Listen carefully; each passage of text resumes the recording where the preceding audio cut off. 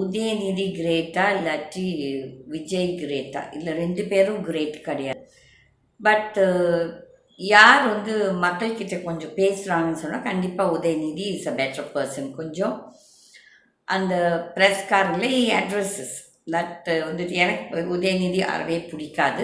But நம்ம எல்லாம் நியாயமாக பேசணும். அதில் மற்றவங்களாட்டும் எல்லாமே தப்பு எல்லாமே பொய் அப்படி தேவையில்லை எனக்கு பேசுறதுக்கு.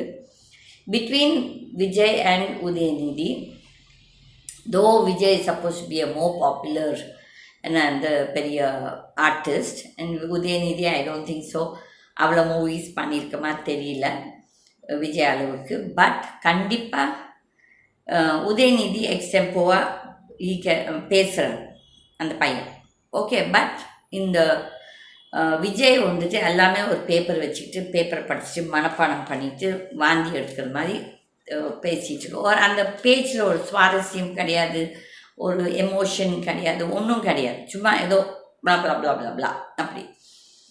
அப்போ வந்து ஒருத்தர் கேட்குறார், உதயநிதி வந்து பிகாஸ் அவங்க கிராண்ட் ஃபாதர், கண்டிப்பாக அவங்க தாத்தாவோட செல்வாக்கு கண்டிப்பாக இருக்குது. அதுவும் அந்த தொகுதியை வந்து அவங்க தாத்தாவோடது. ப்ளஸ் அவங்க அப்பா வந்து ஒரு நிறைய கால எம்எல்ஏ பதவியில் இருந்திருக்காரு, இப்போ சிஎம். அதுக்கப்புறம் இந்த பையனும் டெப்யூட்டி சிஎம் ஆயிடுச்சு. ஆனால் அபவுட் கேரக்டர், பர்சனல் கேரக்டர், ரெண்டு பேரும் எல்லா கெட்ட பழக்கங்களும் இருக்குது.